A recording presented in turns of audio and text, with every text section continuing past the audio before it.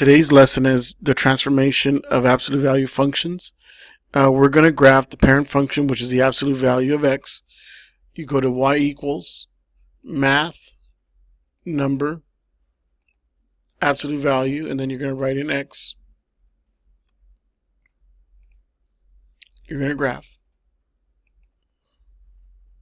And this is the parent function. Now you will compare the parent function to the other two functions, which are math, number, the absolute value, and then you have x plus 1,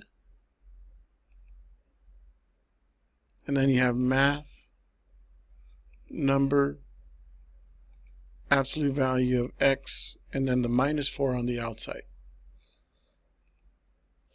So these three graphs will appear on the same graph here. I want you to take a minute to analyze this picture and then to write down your thoughts. So I'm going to go ahead and pause it, and then when we come back we'll write our responses. Okay, the first thing that I noticed was the absolute value of x plus 1 shifted the parent function 1 unit above. I also noticed that the absolute value of x minus 4 shifted the parent function 4 units below. What is the conclusion that you can make? The number added or subtracted, and of course it's outside the absolute value, will either shift it up or down. If it's plus 1 or plus some number, it's going to shift it up. If it's minus, it's going to shift it down. So that's the main concept for this section, okay? In this part, we are going to affect what's inside the absolute value. For example, this here we have the absolute value of x. The next one is going to be the absolute value. So you go to math, number, absolute value, and you have x minus 2. So we're subtracting it within the absolute value. And then the other is math, number, absolute value, and we have x plus 4. And what we're going to do is we're going to see, or we're going to analyze what is happening as we compare it to the parent function. So I'm going to go ahead and graph it. That's the parent function. That's a new function. That's the other new function. So go ahead and take a minute to write down your responses. I'm going to go ahead and pause. So the first thing I noticed was within the absolute value, x minus 2, that will shift the parent function 2 units to the right. When it's minus, it's going to go to the right. I noticed that when y equals the absolute value of x plus 4, we shifted the parent function 4 units to the left. So what conclusion can you make? The number inside the absolute value, that means it has to be within the absolute value, will shift the graph left if you're adding, and will shift the graph right if you're subtracting. Okay, so that's really important. When you're subtracting, you're going to go to the right, and when you're adding, you're going to go to the left. So now we're going to go ahead and go to the last item that we're going to be comparing, and that's a number right in front of the absolute value. So go ahead and take a minute to graph that. Once again, we're going to compare it to the parent function. So we have math, number, absolute value, and we have x. And now we have y equals 1/2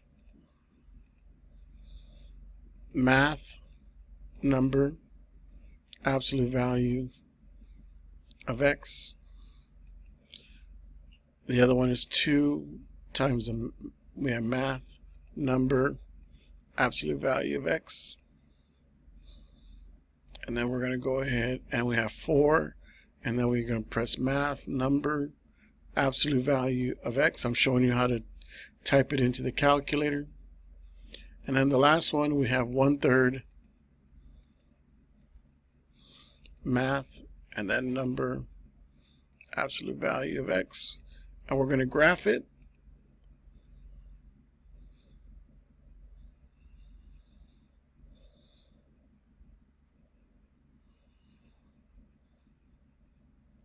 So you notice that's the effect that we have.